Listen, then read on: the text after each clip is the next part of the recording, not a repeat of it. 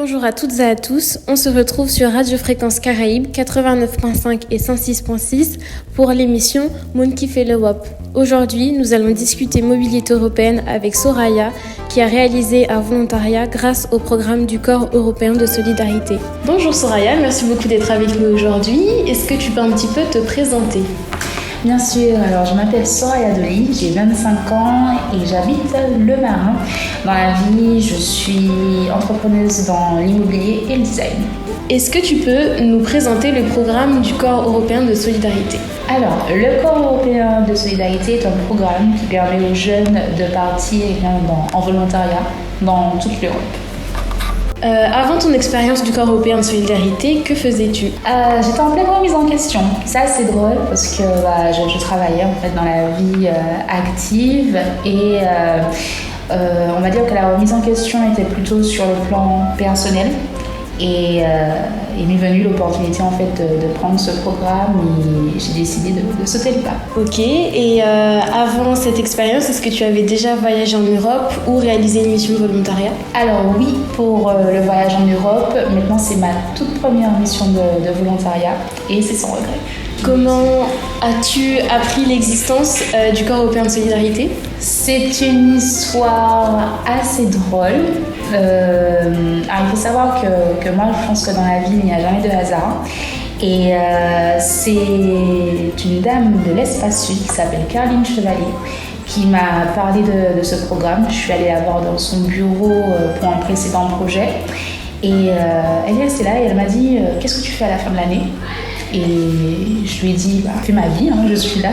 Et elle me dit, tiens, il y a un programme qui vient d'arriver, ça pourrait te plaire, ça pourrait te parler. Alors, ça ne correspondait pas spécialement à ce dont on parlait. Mais je lui ai dit, écoute, pourquoi pas, présente-moi le projet. Et lorsqu'elle m'en a parlé, je me suis dit tout de suite, oui, on y va. Il n'y a pas de hasard. Si je suis allée la voir ce jour-là, c'est pour une raison. Et quand le programme m'a été présenté, je me suis dit, on est parti pour une belle aventure. Trop bien. Et du coup, qu'est-ce qui t'a motivé à participer à ce programme du coup ? Alors, tout d'abord, le sujet, donc l'objet du programme, c'était en rapport avec la période de Noël, Christmas. On avait principalement des missions, principalement tournées vers l'événementiel avec les enfants, etc., où il fallait remettre de la joie dans les villages. Et juste en fait le sujet, le sujet de cette opération, c'était déjà pour moi une belle motivation. Et puis le lieu, c'était en Grèce, à Lefkada, une île en Grèce. Et pour moi, c'était l'opportunité de découvrir un nouvel endroit. Trop bien. En ce qui concerne le processus de recrutement, comment ça s'est passé exactement ? Alors, ça s'est passé en plusieurs étapes. On a d'abord eu un entretien à l'association d'Antilles et d'ailleurs avec Elena qui nous a reçus. On a beaucoup échangé, que ce soit sur le point de vue professionnel, personnel, en termes d'expérience et en termes d'envie surtout, parce que je pense que le choix de faire ce genre de projet, ça va aussi partir d'une envie personnelle, parce que c'est de l'humain, c'est du volontariat. Et donc par la suite, on a dû soumettre bien sûr un CV, une petite vidéo de présentation. Et ce qui était bien dans cette approche, c'est avant de mettre entre guillemets les compétences purement professionnelles en avant, il fallait mettre nos compétences personnelles, c'est-à-dire ce qu'on fait dans la vie en termes de passion, ce qu'on peut apporter au projet et ce que le projet peut nous apporter. Donc voilà, c'est comme ça. Trop bien. Et par rapport à tes proches, ta famille, qu'est-ce qu'ils en ont pensé de cette expérience de volontariat ? C'était brutal pour eux parce que c'était une décision du jour au lendemain. En fait, à partir du moment où Madame Chevalier m'a dit alors est-ce que ça te parle et que je lui ai dit oui direct, je suis rentrée à la maison. Non, même pas. Je suis même pas rentrée à la maison. Je suis allée voir ma maman à son travail direct et je lui ai dit écoute maman, en décembre je ne suis pas là, je pars en Grèce et je pense qu'elle a pris ça un peu comme un choc parce qu'elle est restauratrice et décembre pour elle c'est le mois le plus full et souvent je l'aide et tout donc on va dire que la nouvelle a été accueillie en mode tu rigoles, t'es sérieuse ou c'est comment, mais bon après on est très proches ma mère et moi, elle a tout de suite compris que c'était avant tout une démarche personnelle et on va dire que par la suite ça s'est très bien passé, ma famille a très très bien accueilli la nouvelle Et j'ai reçu beaucoup de soutien, énormément de soutien de mes proches, mes amis, de ma famille pour cette opération. Avant de partir, comment tu t'es organisée sur le plan logistique, on va dire? C'était la catastrophe. Je ne veux pas dire, mais j'ai un peu tout fait à la dernière minute. Il faut savoir que par rapport à mon travail, j'avais énormément de dossiers en cours, beaucoup de choses à gérer, donc j'ai fait un petit peu une espèce de rétro-planning pour me dire, allez, il me reste tant de semaines avant de partir, il faut que à cette date tout soit fait. Maintenant, ça ne se passe jamais comme on l'a prévu, donc c'était très colombesque, si je peux dire ça comme ça. Et puis, en ce qui concerne vraiment la préparation du voyage, on a quand même reçu des informations à l'avance, on avait un infopack, on avait des informations sur le lieu, la température, ce qu'il faut prévoir. Maintenant, pour la partie mise en place, préparative du voyage, on va dire que j'ai fait ma valise le jour même, quoi. Donc, c'est la semaine d'avant, aller faire les derniers achats et tout, préparer, checker. J'ai reçu ma carte européenne de... Comment on l'appelle encore cette carte-là? On va dire la carte vitale version européenne, le jour même du départ, donc à quelques heures près, et c'est très sportif. Ok. Est-ce que tu as été suivie par l'association qui t'a envoyé du coup en Grèce, donc l'association qui est basée en Martinique? Oui, alors on a eu un suivi ultra personnalisé, on va dire ça comme ça. Dès le départ, on avait les informations, on a fait des sessions Zoom, donc avec également l'association qui recevait. On a été accompagné, comme je l'ai cité un peu avant dans l'interview avec Elena, donc on a été accompagné par Elena en Grèce, donc on a fait tout le voyage ensemble, de la Martinique jusqu'à Lefkada. On est resté quelques jours ensemble et puis après, le petit oiseau fait sa petite course et on a été accompagné par la suite par l'association qui nous recevait. Est-ce que tu peux nous dire quand tu es partie et combien de temps? Alors, nous sommes partis de la Martinique, si je ne me trompe pas, le 25 novembre, dans ces eaux-là. Et on est parti pour un mois de mission de volontariat, un bon mois, parce qu'on est retourné le 29 décembre. Donc ouais, c'était un mois assez complet. Et est-ce que tu peux nous décrire un petit peu tes missions sur place? Une fois arrivés, nous avons fait un brainstorming au sein de l'association donc pour savoir un petit peu ce qu'on allait proposer en termes d'activités et d'événements. Donc la cible, c'était principalement les enfants. Maintenant, il fallait prendre en compte les adultes qui accompagnaient les enfants, les parents, etc. Et puis le cadre, parce qu'on avait plusieurs lieux d'activité. On avait des écoles, on avait des villages, on avait également le square à Lefkada Town. Donc brainstorming, choix des activités et puis après mise en place, on avait pas mal de petites choses à faire parce qu'en fait on a choisi de créer des petits cadeaux, donc on a conçu de nos mains. Ça peut être des petits bonhommes sur le thème de Noël, ça peut être des étoiles qu'on peut accrocher, il y avait des pièces également travaillées en argile, donc on a tous fait de nos mains. Et c'était assez drôle de voir un petit peu chacun donner du sien, parce que tout le monde n'est pas forcément manuel. Mais au final, tout se déroulait bien le jour J, donc au jour de chaque événement. Et voilà, donc, principalement des missions événementielles, on a même créé une chorégraphie, on a créé des jeux, on a créé une chasse au trésor, et puis le bonheur c'était vraiment un bonheur de voir un petit peu l'expression sur les visages des enfants, les sourires, les cris de joie. Comment tu as été accueillie par la structure en Grèce du coup? On a été super bien accueillis. Donc dès le départ, je me rappelle que Mohamed est venu nous accueillir et nous récupérer à la station de bus. Il nous a fait la présentation du studio où on était logés. Et tout au long en fait, du mois, si on avait des questions, si on avait des besoins particuliers, il y avait toujours quelqu'un qui était présent pour nous aiguiller, pour nous accompagner, pour nous montrer un petit peu les différents espaces, les lieux. Donc oui, on n'était pas livrés à nous-mêmes complètement, on avait toujours un mentor, quelqu'un pour nous guider et nous aider tout au long de l'opération. Et pour la langue, comment ça s'est passé sur place? Alors, pour la langue, c'était très très spécifique parce que le grec c'est particulier, l'alphabet grec l'est encore plus. Donc, ce qu'il faut savoir, c'est qu'on avait souvent des échanges interculturels et bien sûr, la Grèce étant le pays d'accueil, on avait des leçons de grec où on a pu apprendre les bases. Donc, par exemple, comment dire bonjour, merci, au revoir, donc Kalmira, les prononciations. On avait aussi des bases sur l'alphabet qui est très particulier. Il faut savoir que les Grecs, je crois, si je ne me trompe pas, ont 5 I différents avec des prononciations différentes. Et puis, le temps de faire la transition entre l'alphabet français et l'alphabet grec, c'est aussi quelque chose parce que je crois que si on prend le M pour eux, le M pour nous, ça va être un P ou vice-versa. Même voilà, en essayant de me rappeler seulement, je m'embrouille. Donc, c'est très particulier. Si on a un triangle, c'est un D. Si c'est fermé, c'est un D. Si c'est ouvert, c'est un L. Donc, ne serait-ce que la lecture du grec, c'est particulier. Je me rappelle que quand on prenait la voiture ou le bus, je m'amusais à lire les panneaux en grec et en anglais pour me dire « Ah, ok, ça c'est tel son et tout ». Donc, c'est spécial. Et au bout d'un moment, après, il y a l'oreille qui s'adapte. Donc, on commence à distinguer un peu le mot, mais bon.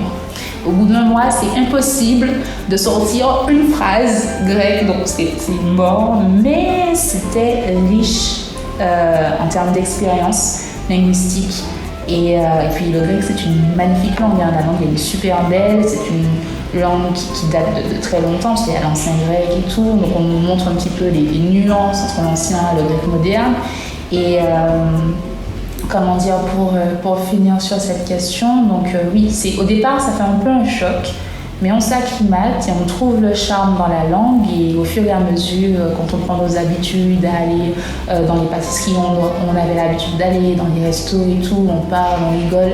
Et puis il y a aussi on va dire les moments challenge où je me rappelle avec Joanne, on avait essayé on a conçu un arbre de Noël recyclé, donc à base de bouteilles d'eau, de fils de fer, donc c'était grandeur, taille humaine, vraiment un arbre de Noël sur le thème du recyclage. Donc on avait pris 3 mots-clés, la paix, l'amour et puis bien sûr le monde, pour le respect du monde, et on avait besoin de bouteilles d'eau. On était à court de bouteilles d'eau et on s'est retrouvés à marcher dans tout l'Efkada à demander de l'eau, et comme certains commerçants ne parlaient pas spécialement anglais, c'est très rare. Pour ceux qui écoutent, rassurez-vous, la plupart des personnes en Grèce parlent anglais, mais on tombait sur des gens qui ne comprenaient pas spécialement ce qu'on voulait.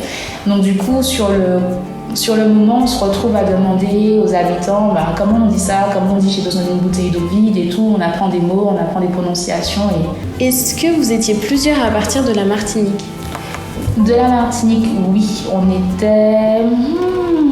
Ils vont me taper si je donne un mauvais nombre, mais oui, on était plusieurs. Il y avait Jason, Samuel, Joanne et moi, donc on était 4. Et ce n'est pas tout, parce que, comme j'ai dit, on était plusieurs Caribéens. Donc il y avait la Martinique, il y avait la Guadeloupe et la Guyane. Donc déjà là, ça fait déjà une belle diaspora. Et quand on est arrivé à l'Efkada, il y avait des Turcs, une Grecque qui était là avec nous. Et puis, ce qui est bien, c'est qu'on est arrivé au moment où un précédent groupe Erasmus terminait son programme. Donc, il y a eu énormément d'échanges à ce niveau-là aussi, parce qu'il y avait des personnes qui venaient de la Tunisie, Bulgarie, etc. Donc, niveau international, on était servis. Comment ça s'est passé pour le transport, le logement et la nourriture ? Alors, d'un point de vue logistique, c'était déjà très très bien organisé, parce qu'il faut se dire, partir de la Martinique pour arriver à l'Efkada, c'est un bon bout de chemin. Il y a l'avion, il y a le bus, il y a l'escale aussi qu'il faut prendre en compte. Donc d'abord on a pris l'avion Martinique-Paris, puis Paris-Athènes. Et par la suite, on a pris pas moins de 5 heures de bus, Athènes-l'Efkada. Donc déjà, en termes de point de vue logistique, pour moi, c'était nickel, parce on arrivait, on recherchait nos spots, nos repères, et puis c'est bon, on partait, on enregistrait à l'avance, et puis voilà. Maintenant, d'un point de vue vivre le déplacement, c'est quelque chose. Personnellement, 8 heures d'avion pour moi, je ressens énormément les changements de pression et compagnie. Donc déjà l'avion pour moi, je suis comme quelqu'un qui a bu 3 bouteilles d'affilée et tout. Donc le vivre déjà, c'est quelque chose. C'est long, mais ça en vaut la peine. Et du coup, pour le logement et la nourriture ? En ce qui concerne le logement, on a été dans des studios qui ont été choisis par l'association d'accueil, donc de bons studios, pas très loin de l'office, à quelques minutes à pied, fonctionnels en partie, parce qu'on a quand même eu quelques petits soucis pour un point important, et la machine à laver. La machine à laver, ça c'est très important, parce qu'en plus on est en groupe, et l'organisation en groupe c'est encore quelque chose. Mais encore une fois, l'association d'accueil était présente pour nous aider, nous soutenir en cas de besoin. Donc tout de suite, on a eu une solution de secours pour pouvoir faire nos lessives. Et donc ça a été très très vite réglé. Pour la partie alimentation, on a reçu de la part de l'association un budget pour les courses, pour la nourriture, etc. Et en tant que groupe, on a choisi de mutualiser un petit peu la partie courses en gros. Bien sûr, chaque personne gardait une partie de son argent pour les petits plaisirs personnels, si elle souhaitait manger ailleurs, etc. Maintenant, l'objectif principal en tant que groupe, c'était de rassembler un petit peu. On faisait des courses en gros et on dînait ensemble la plupart des temps, on cuisinait, on s'organisait. Donc, voilà. Peux-tu nous décrire une journée type d'un volontariat en Grèce ? Alors, notre journée type était assez particulière, elle est très agitée le matin parce que le plus souvent on se battait pour ne pas être en retard. Le réveil était très très très difficile, surtout qu'on n'allait pas se coucher spécialement tôt. Merci le groupe. Oui, parce que je râlais tout le temps en fait. Si je mettais pas les gens dehors, c'était mort. Donc oui. Donc le réveil, faut pas de course, on se réveillait, on se préparait les uns après les autres.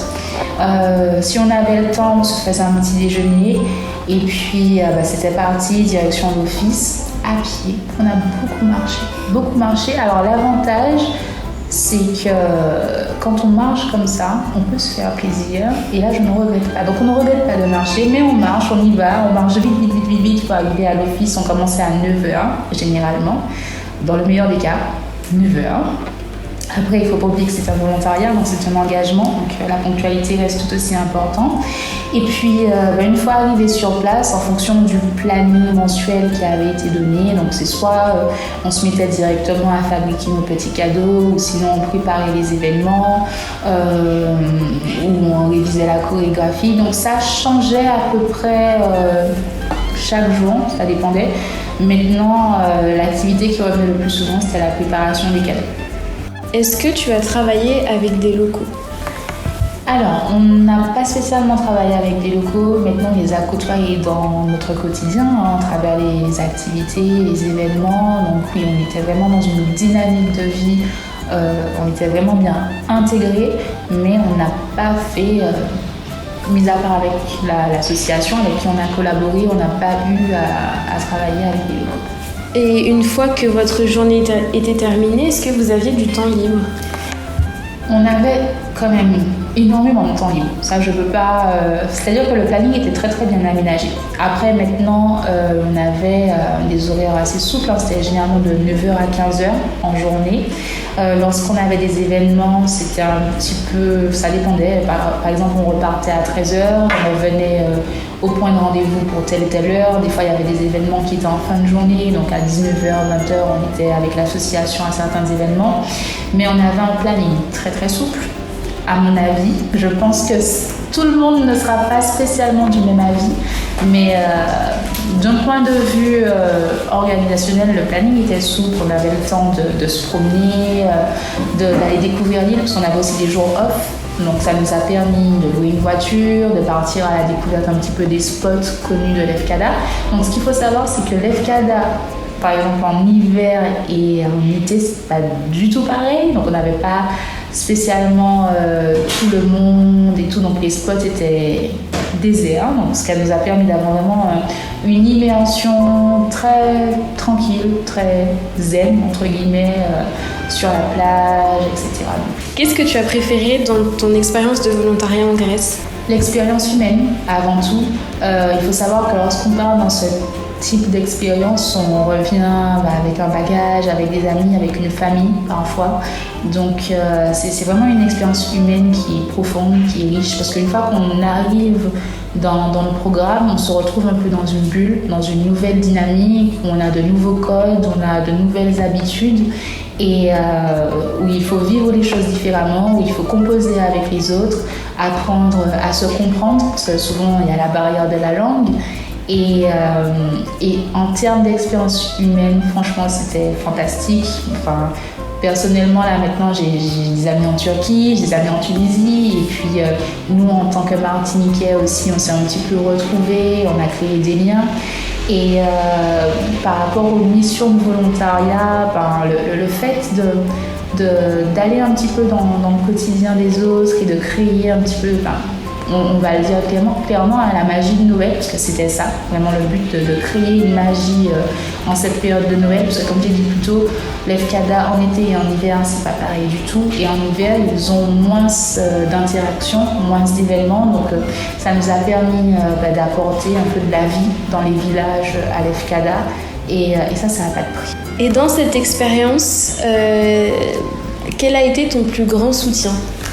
Alors, je ne pourrais pas citer qu'un soutien, parce que des soutiens, vraiment, j'en ai eu plusieurs, que ce soit en termes émotionnels, que ce soit en termes financiers et même opérationnels.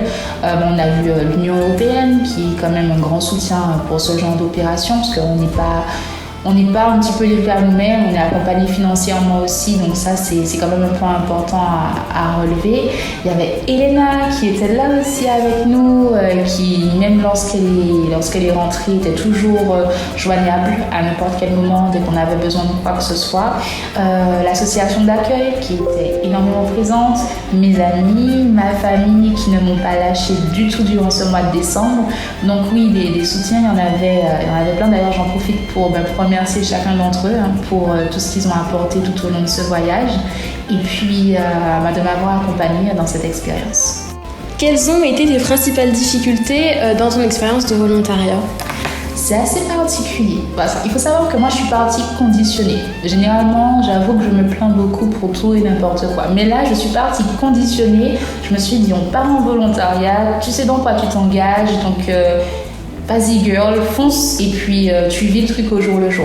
Maintenant, il y en a eu, pour moi, à mes yeux, parce que je sais qu'on avait tous des difficultés différentes en fonction de chacun. Il y en avait, je ne peux pas me permettre de parler à la place des autres spécialement, mais je sais que les difficultés ont été différentes. Mais de mon point de vue, c'était la partie groupe. Parce que j'ai un caractère qui est assez spécifique. Au départ, on n'avait pas encore cette dynamique homogène, motivée, organisée. C'était pas ça du tout au départ. Et pour moi, c'était un petit peu difficile à accepter qu'on arrive dans... moi, j'avais déjà pris mon engagement avec ma propre personne en me disant on y va, on bosse, on fonce. Et puis, on se retrouve dans un groupe avec différents types de personnalités, où tu as celui-ci qui dit « moi, je fais pas de travail manuel, je suis là pour le digital, etc. » Sauf que j'avais envie de lui dire « Coco, tu as vu ce que tu as signé, donc s'il te plaît, essaye de donner un peu du tien. » Parce que si on devait à chaque fois mettre nos attributs professionnels en avant pour ce projet, j'aurais dit « moi, je vends des terrains, allez-y, donnez-moi un terrain à vendre, et puis on en parle plus. » Sauf que non, on est là pour une mission, un objectif. Donc ça a été une difficulté dans un premier temps, mais ça a apporté ses bénéfices, parce que du coup ça m'a permis de développer mes compétences managériales, parce que j'ai un petit peu pris certaines choses en main en essayant de composer avec tout le monde, tout simplement, en essayant de mettre tout le monde dans la même dynamique, en se disant ok les gars, on est un groupe, ok c'est pas facile pour tout le monde, mais on a un objectif, allons essayer d'y arriver. Donc c'est dans un premier temps cette partie-là, parce que voilà, donc au final plus de bénéfices que de difficultés, parce que on apprend sur soi, on apprend sur les autres et on développe des compétences.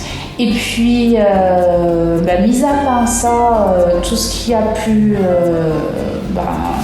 apparaître au fur et à mesure de l'expérience, ce sont des petites péripéties, mais pas de grosses difficultés pour dire que ça a été vraiment dur et hard et tout. Encore une fois, je ne peux pas parler pour les autres, mais je sais que ça a été différent pour chacun, chaque personne a ses petites particularités. Donc voilà. Mais de mon point de vue, dans mon expérience, c'est ce qui a été difficile pour moi, parce que voilà, j'aime quand les choses sont bien faites.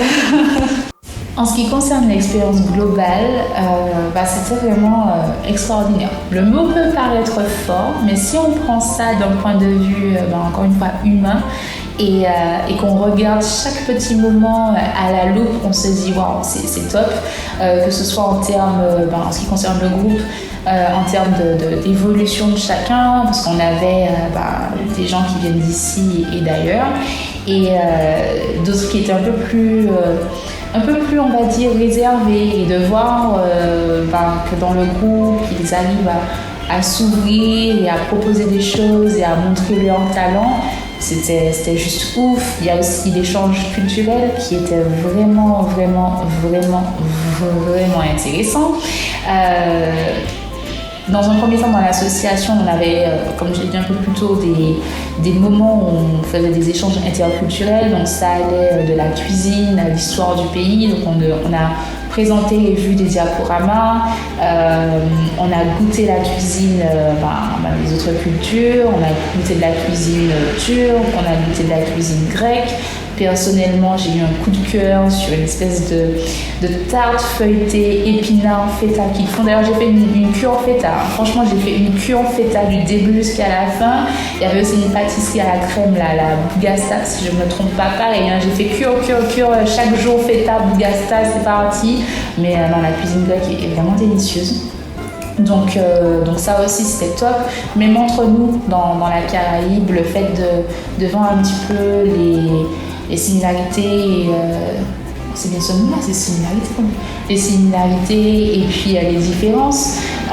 Je me rappelle un soir, on était au studio et j'étais avec Muriel qui vient de la Guyane, et elle nous racontait un peu le soir comment ça se passait en Guyane, parce que d'un point de vue extérieur, on ne prend pas conscience de ça spécialement, mais la Guyane, c'est énormément d'origines et on va dire, de tribus entre guillemets différentes à certains endroits. Donc à Cayenne, il n'y a pas que Cayenne en Guyane, donc elle nous racontait un petit peu comment ça se passait, et c'était vraiment comme des contes où on découvrait un petit peu des particularités. Je me rappelle aussi un soir, elle m'a dessiné ce qu'ils appellent un timbé, qui est un dessin, c'est des lignes géométriques, ce sont des cercles, des lignes qui se croisent et qui se recroisent, et en fait à travers ce dessin-là et les couleurs qui sont choisies, il y a toute une histoire qui est racontée. Donc elle m'en a fait un que j'ai gardé jusqu'à maintenant. D'ailleurs, je vais faire un petit poster parce que je trouve ça très design en soi.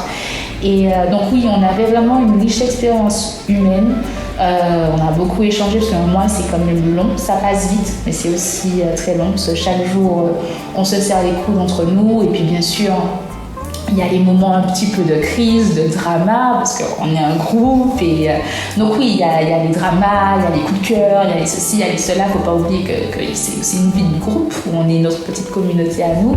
Donc franchement, en termes d'expérience, c'est très profond. Et puis, il ne faut pas oublier aussi qu'on est là en tant que volontaire, et que le fait de donner une partie de soi, une partie de son temps à une cause qui en vaut la peine, ça permet de grandir, ça permet de voir les choses différemment, et même une fois qu'on retourne dans notre environnement, d'apporter un petit peu de la nouveauté, une nouvelle vision, une nouvelle fraîcheur à notre quotidien. Après cette belle expérience de volontariat en Grèce, quel conseil tu pourrais donner à une personne qui souhaiterait intégrer le programme du Corps européen de solidarité ?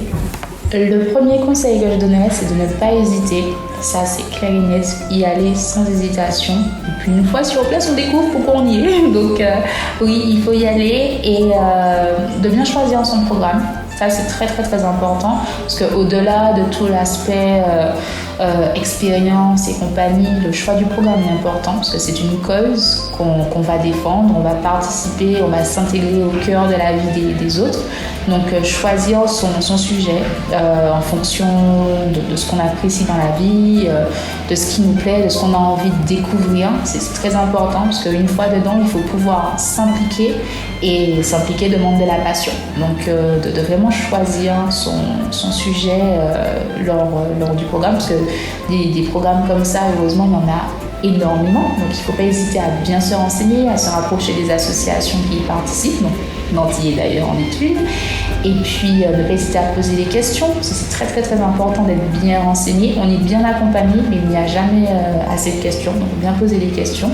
Et puis c'est globalement tout, hein, la préparation, la curiosité et la motivation.